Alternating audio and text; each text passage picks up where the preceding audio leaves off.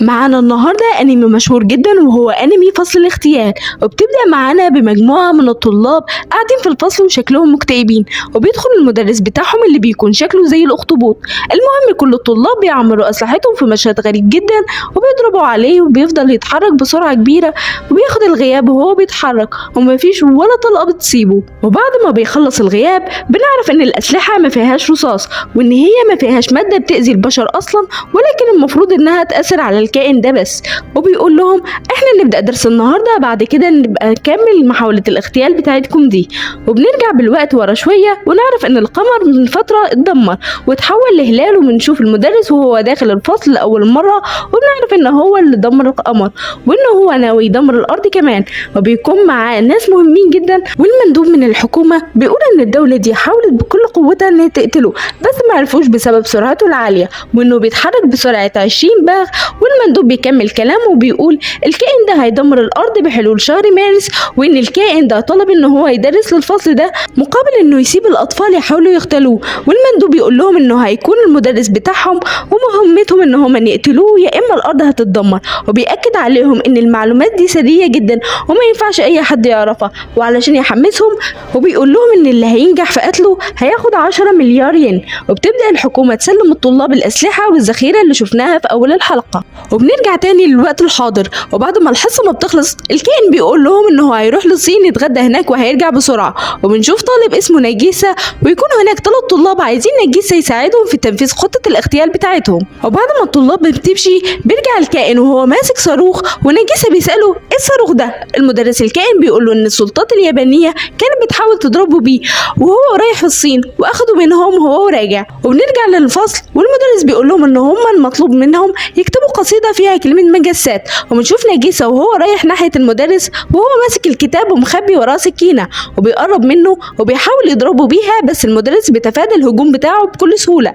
ونجيسة بيحضنه وكان في قنبلة حوالين رقبته مليانة بالمادة اللي ممكن تقتل المدرس ده. وبعد ما بتتفجر بنشوف نجيسة وهو مرمي على الأرض وعليها مادة شكلها غريب جدا. وبنشوف المدرس وهو على السقف وبيتغير لونه إلى اللون الأسود وبيكون متضايق جدا ومتعصب وبيخرج في ثواني بيلف المدينة كلها وبيرجع معاه العناوين كلها بتاعت الطلاب. وبنعرف ان هو متضايق لان نجيسة كان ممكن يموت بسبب اهمالهم، وبيشكر في هجوم نجيسة وبيقول ان هو كان هجوم غير متوقع. ونجيسة مش عارف اذا كان المدرس ده طيب ولا شرير ولا ايه حكايته بالظبط. وبنشوف ذكرى مش مفهومة للكائن ده وهو حاضن بشرية وقت موتها وبتوصيه ان هو يدرس الفصل ده وياخد باله منه. وبنرجع تاني والمدرس بيقول لهم ان هو معاه لغايه اخر شهر مارس، ونجيسة بيقول له انه هيقتله قبل الوقت ده وبيكون واثق من نفسه قوي. وبنشوف طالبه من الفصل وهي بتساله اسمه ايه، بيرد عليها ان هو ملوش اسم فبيقرروا يسموه كورو. بنشوف الكائن كورو وهو قاعد ورا المدرس، وبنشوف الكائن كورو وهو قاعد ورا المدرسه وهو بيشرب المشروب بتاعه وبيقرا الجورنال.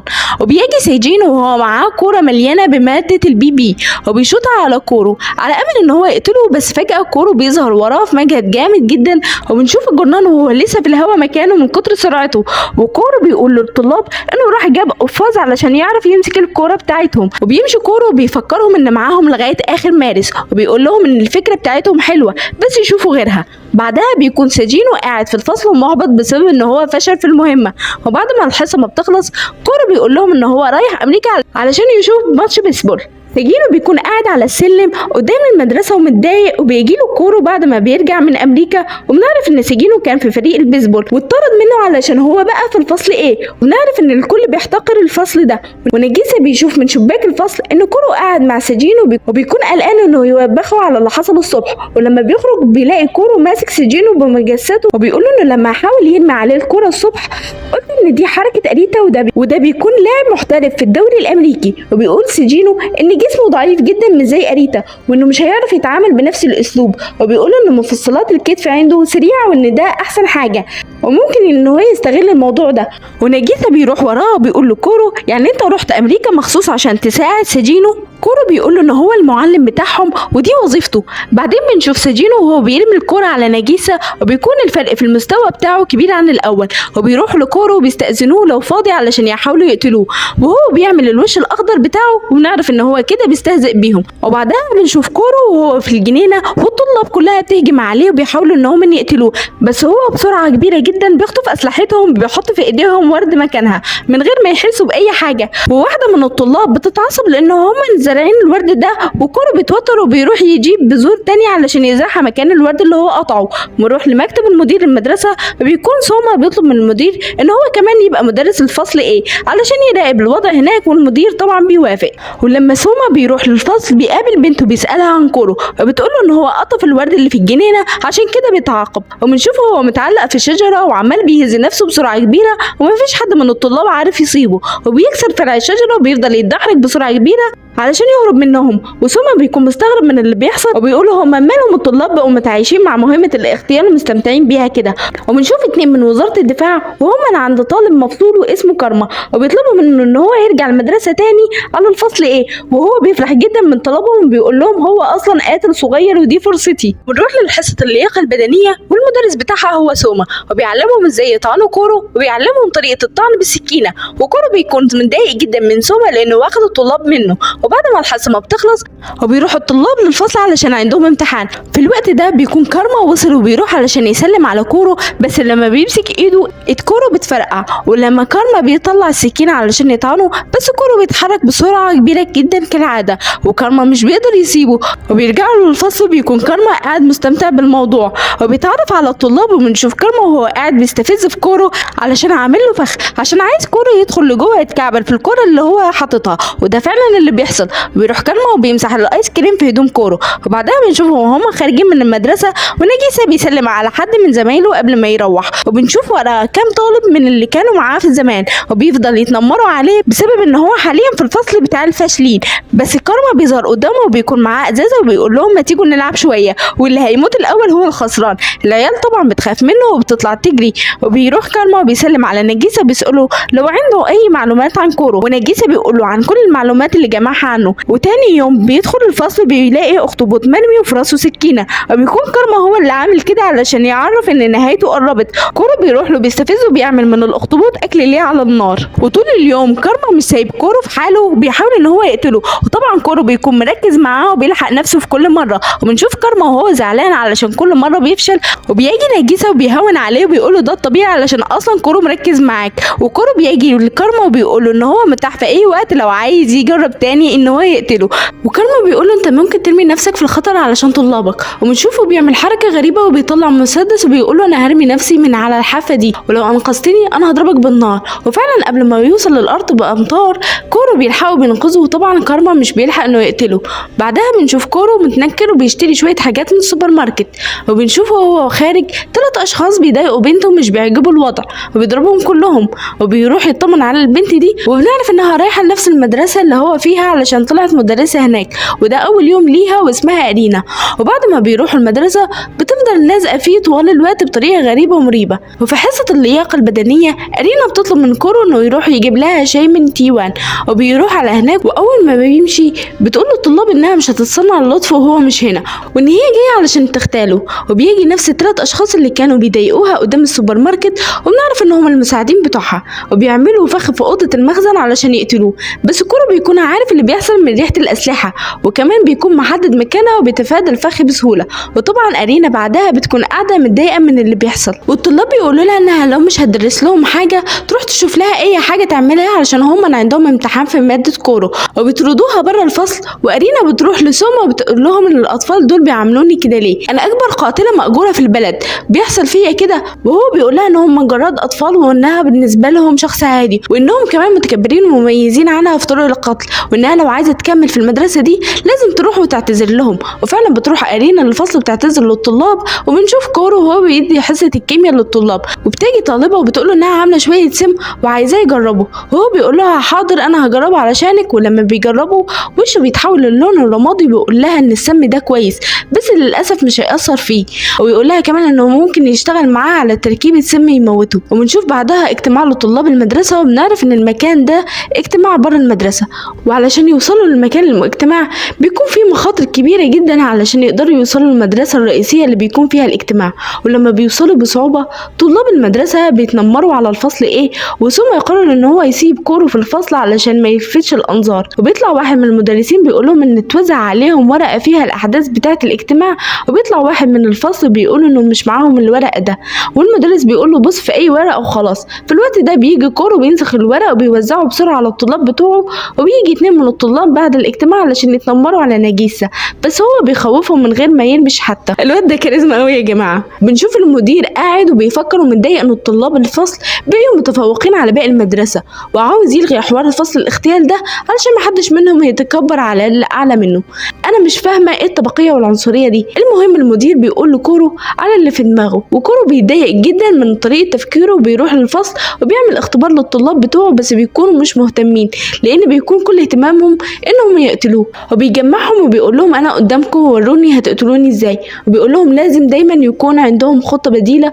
وبيكمل كلامه وبيقول لهم ان بكره عندهم اختبار، ولو فشلوا فيه هيمشي وهيدمر المبنى باللي فيه، ولو قدروا انهم ينجحوا هيفضل في المدرسة. وبيجي يوم الاختبار والطلاب مش فاهمين اي حاجة، بس هما بيقدروا يحلوا الاختبار بسبب تدريبات كورو ليهم، ولما النتيجة بتظهر بتطلع درجاتهم زي الزفت. ساعتها كارما بيقول له كورو اي خلاص ناوي تخلع وتسيبنا ولا ناوي تكمل معانا؟ كورو متحمس جدا بيقول لا هنكمل مع بعض وهنعوض في الفاينل. رحلة للطلاب ونعرف ان المفروض يتقسموا الفرق، ولكل فرقة هيكون فيها 5 طلاب، وسوما بيقول لهم ان هم هيستغلوا الرحلة دي علشان يصابوا في خخل كورو ويقدروا ان هم كمان يختلوه، وان هيكون في قناصين كمان في المهمة دي، واي حد من الطلاب هيقدر يساعده هياخد جزء من المكافأة. ومرور للفصل بنشوف ناجيسا بيعمل الفريق بتاعه وبيختار معاه كيتو وساجين وكارما، وكورو بيجي قبل الرحلة وبيديلهم كتاب اشتغل عليه طول الليل، وبيكون الكتاب ده دليل شامل لأي حاجة ممكن تحصل معاهم في الرحلة، من أول حالات الاختطاف والحوادث وأي حاجة ممكن تحصل لهم. بعدها بيطلعوا القطر وبيكونوا الطلاب الأعلى من فصل الاغتيال كلهم في الدرجة الأولى، وطلاب فصل الاغتيال كلهم في أقل درجة. وهم قاعدين بنشوف كيتو وأكودا وكنزاكي بيقابلوا شوية عيال كده غريبين ومحدش بيعمل لهم حاجة، بس بيكون واحد منهم شكله بدل ان هو ناوي على حاجة. ولما بيوصلوا بيفضلوا يلفوا على الأماكن اللي ممكن يقتلوا فيها كورو لحد ما بيوصلوا للمكان المثالي، بس هناك بيقابلوا الشباب الغريبين دول اللي كانوا قاعدين في القطر وبيبدأوا يتنمروا عليهم، وكارما بيفتح صدره وبيضرب واحد منهم والباقي بيتلم عليه وبيضربوه، وبياخدوا معاهم كيتو وكنزاكي. وبنعرف ان كل ده علشان يخطفوا كنزاكي لانها من عيلة كبيرة وعايشة حياتها بالطول والعرض، وان الواد اللي بيخطفها عاوز يخطبها وهي اختفت وهو ما صدق يلاقيها، وليه ان دي فرصته علشان يخطفها. وبيدخل ناجيسا والباقي، وبنعرف هنا انهم وصلوا بفضل الكتاب المعلم علشان كان في دليل لو حد اتخطف يعملوا ايه وايه الاماكن اللي ممكن يكون فيها الخاطفين. وبيكون في كارما لسه هيضربهم بس بيسمعوا صوت بره، وبيدخل كورو وبنشوف هو شايل الطلاب ويا عيني شكلهم اتهروا ضرب، وبيعتذر عن التاخير لانه كان بيدور في باقي الاماكن، وكورو بيمطوح فيهم يمين وشمال ومحدش عارف يشوفه اصلا، وده بسبب سرعته. وتاني يوم في المدينه كان كورو والطلاب بيتفسحوا وكان في قناص بيحاول ان هو يغتاله، بس دايما كورو كان سابقه بخطوه. بنشوف يا عيني القناص كان قاعد بالليل ومتضايق لانه فشل في الاغتيال، وبيظهر كورو بيعزمه على الغداء وبيقول له ان هو بسببه الرحله كانت ممتعه جدا، والقناص بيقول له انت اكيد في دماغك فيها حاجه، بس كورو بيقول له لا والله مش كده، بس المفروض ان التلاميذ هم اللي يختلوني وهم اللي يدرسوا الاماكن والتضاريس والتواريخ علشان كده يقدروا ان هم يختلوني، وهو بيساعدهم في دروسهم علشان يعملوا كده. وتاني يوم بيجي رساله لكل الطلاب من سوما بيقول لهم ان في طالب جديد هينضم ليهم، وبيجي واحد وبيكون معاه صوره وبتطلع انها طالبه، وبيكونوا مستنيين بفارغ الصبر، وبيدخلوا الفصل وبيلاقوا جواها حاجه غريبه، وبيظهر على الشاشه البنت الجديده وبترحب بيهم كلهم، وسوما بيدخل بيعرفهم على زميلتهم الجديده وبتكون عباره عن ذكاء اصطناعي. وفي الحصه بنشوف البنت اللي شبه التكييف دي وهي بتطلع اسلحتها وبتفضل تضرب على كورو، بس كورو طبعا بيتفادى اي هجوم منها وبتقول له انها هتتطور في هجومها اللي جاي، وبعدها بتهجم عليه تاني وتقدر انها تصيبه في صباعه، وبتقول له نسبة انها تقدر تقتله قبل التخرج 90%، وبتفضل تهجم عليه طول اليوم، وبيكون كل الطلاب متضايقين لانهم مش عارفين يركزوا بسببها. وتاني يوم بتصحى وبتلاقي نفسها متكتفة بلزق من كل ناحية، وبنعرف ان الطلاب هم اللي عملوا فيها كده علشان اتخنقوا منها بسبب انهم ما كانوش عارفين يركزوا ولا عارفين يفهموا اي حاجة من الهجوم اللي هي بتعمله. وفي نفس اليوم البنت اللي شبه التكييف دي بتبعت استغاثة للمدرسة وبتقول لهم انها مش هتقدر تكمل المهمة، وكورو بيجي بيقول لها لازم تتعلم انها تنتبه يندمج مع، فهي بتساله ازاي يعني هعمل ده، فبيقول لها ما تشيليش اي هم، وبينزل عليها سيستم جديد وبيقدر ان هو يعدل عليها ويخليها تمام. وتاني يوم بنشوف نجيسة وسجينه بيتكلموا على البنت دي، ولما بيدخلوا الفصل بيلاقوها بقيت شبه البروجرام، وبيتفاجئوا من شكلها وهي بتقول لهم صباح الخير. وكورو بيعرفهم ان هو عدل عليها علشان تبقى اهدى شويه وتقدر انها تندمج معاهم، وان هو صرف نص مليون ين علشان يقدر يعمل كده، وفاضل معاه من الفلوس 5 ين بس.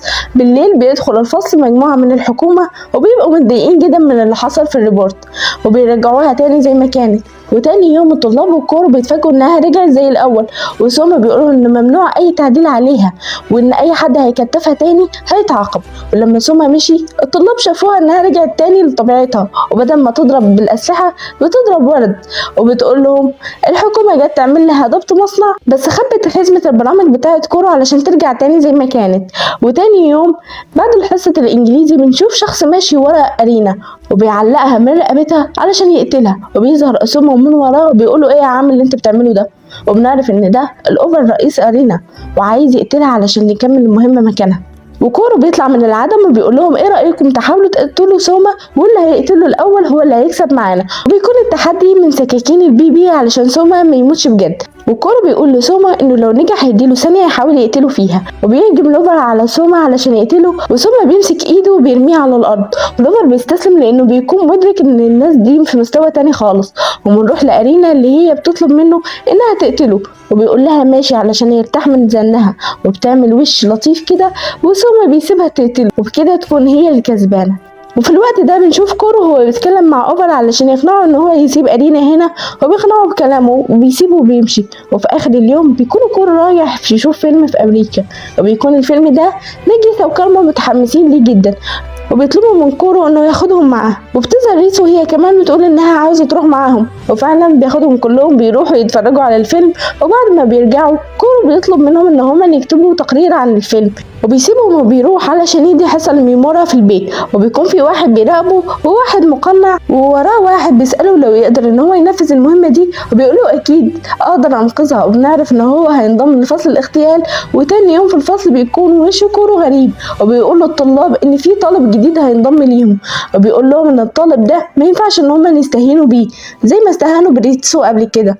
وريتسو بتقول ان هم المفروض كانوا ينضموا للفصل مع بعض، بس هي سبقت الطالب ده. وبنعرف ان الطالب ده مميز في القتال على المدى القريب.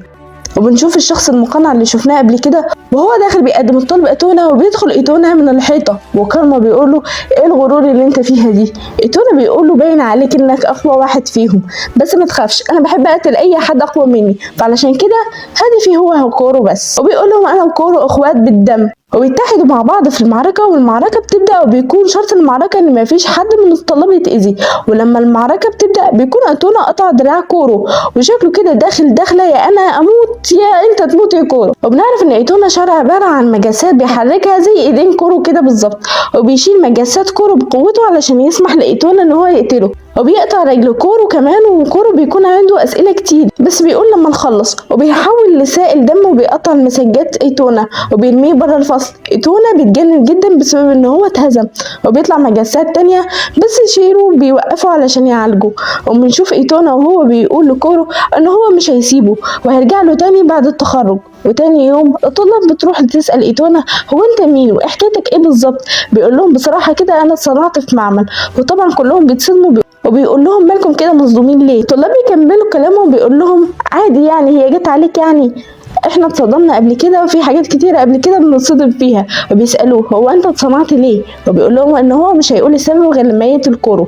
وتاني يوم بيكون كارما ونجيسة وساجينو وهما ماشيين بيقابل ساجينو فريق البيسبول القديم بتاعه، بيبدأوا يتنمروا عليه وبيعرفوا ان في مسابقة جاية وان فريق الفصل الاغتيال واخد عرض في الاخر مع فريق البيسبول. وساجينو بيكون متضايق جدا لانه عاوز يكسب، وكورو بيقول لهم انا هعلمكم تكسبوا ازاي. وبنروح للمباراة وفريق فصل الاغتيال بيلعب حلو وبيزعق للفريق الأساسي، وده لأن كورو بيكون المعلم بتاعهم، وبيكسبوا أول جولة وبياخدوا أول 3 نقاط.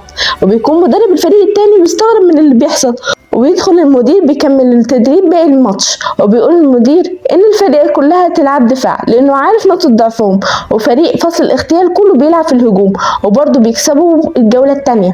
وبعدها بنشوف سوما وهو بيدرب الطلاب على القتال، وبيقول في نفسه ان مستوى الطلاب دي في 4 شهور بقى عالي جدا، وان في وسطهم مواهب كتيرة جدا، لغاية ما بيحس ان في حد اخترق دفاعه وبيطلع نجيسة وبيرميه على الارض. بيكون مستغرب ازاي نجيسة ان هو يخترق دفاعه كده بالسهولة دي.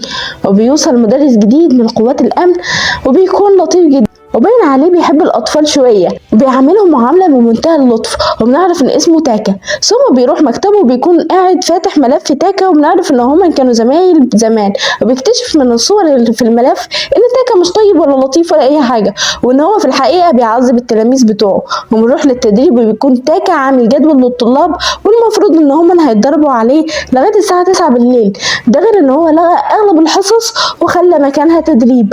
واحد من الطلاب قال له احنا كده مش هنلاقي وقت نذاكر فيه، بس تاكا بيتحول 180 درجه وبيضرب الطالب جامد، ويقول لهم ان هو من اسره وهو الاب ولازم يسمعوا كلامه. بيقول ما بينه وما بين نفسه ان هو هيسيطر على الطلاب، وما بين الخوف واللطف، وان هو هيوزن ما بين الحاجتين دول. وبنشوف الطالبه بتقول له انها مش موافقه على الوضع ده، وتاكا بيضربها هي كمان وبيقول لها ان مش كل حاجه عاوزينها هتحصل.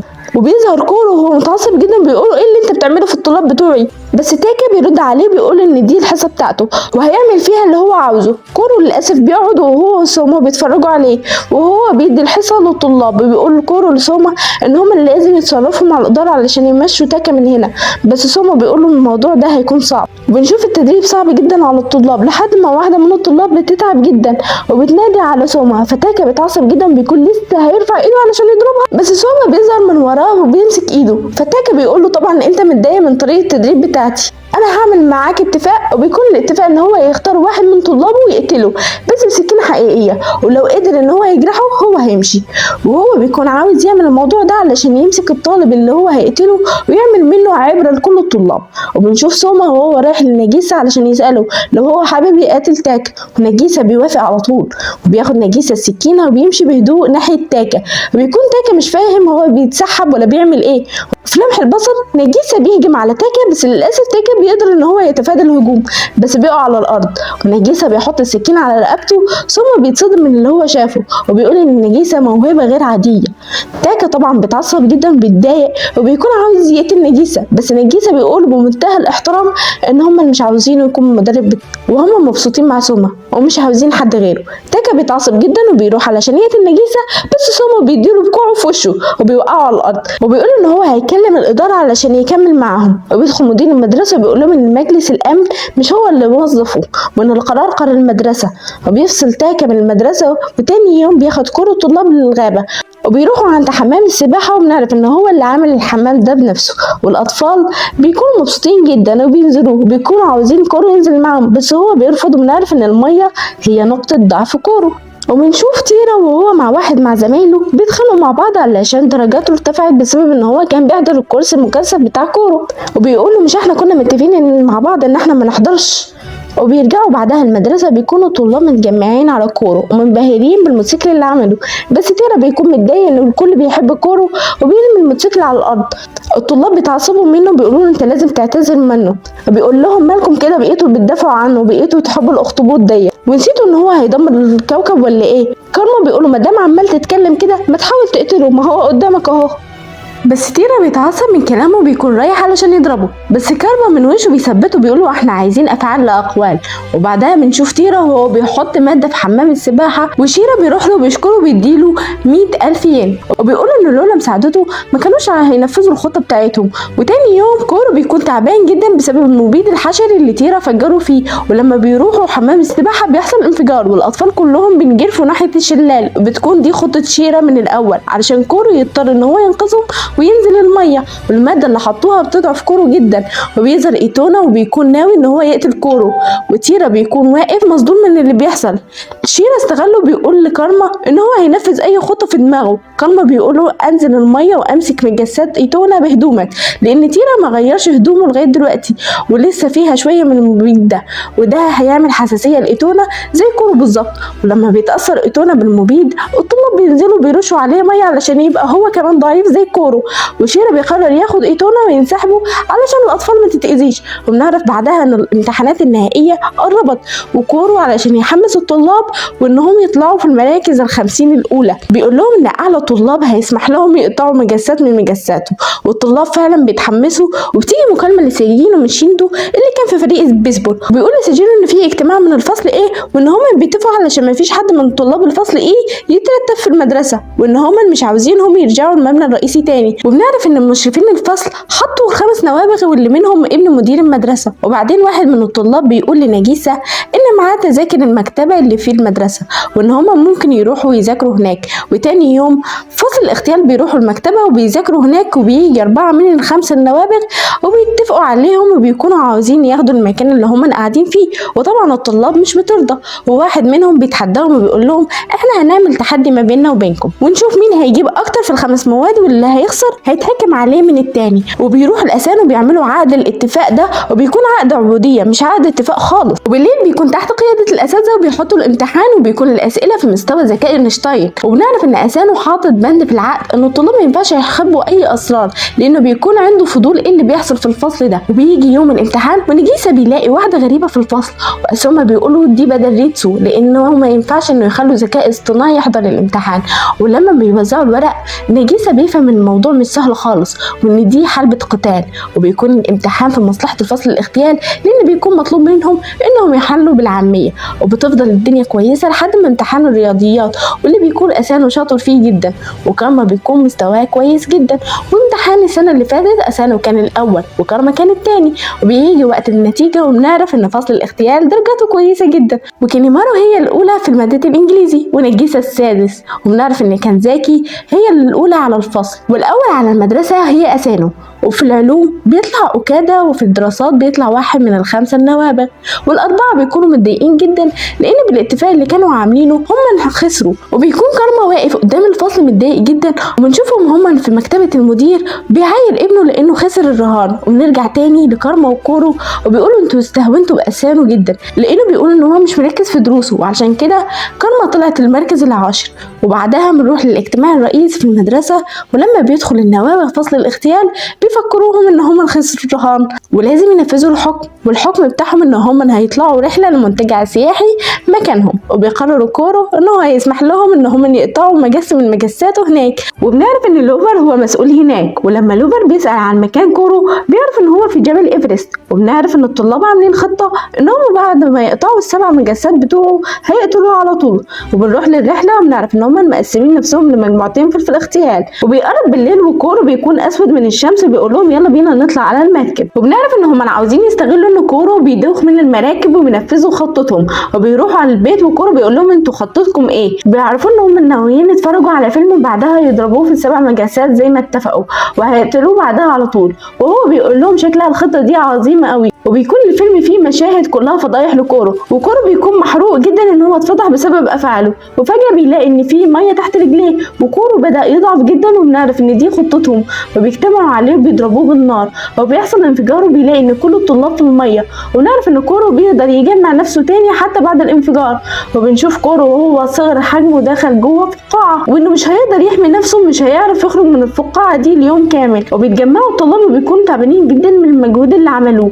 وبيجي لسما مكالمة من رقم مجهول بيقولوا ان الطلاب تعبانين بسبب فيروس هو نشره، وان هو مستنيه يسلم كورو مقابل المصل علشان يشفي الطلاب، ولازم يبعت كورو مع 2 من الطلاب وما يجيش بنفسه. بس ريتسو بتخترق الحواسب كلها وبتعرف مكان المصل فين ومكان الحراس واحسن مكان ممكن يدخلوا منه. وبتكون خطتهم ان الطلاب اللي لسه ما اتصابوش هم اللي يخترقوا المبنى وياخدوا المصل من هناك علشان يشفوا باقي الطلاب. ولغايه هنا نكون خلصنا الجزء الثاني. تابعنا علشان هنعرف ايه اللي هيحصل، وهل الطلاب هيعرفوا يجيبوا المصل فعلا ولا لا، وهل سوما هيسلم كورا لزعيم العصابه. كل ده هنعرفه في الفيديو اللي جاي من انمي فصل الاغتيال. وما تنساش تعمل فولو ولايك علشان ده بيدعمني وبيخليني اعرف اكمل، وصلي على النبي وادعيلي كمان. والى اللقاء مع فيديو جديد.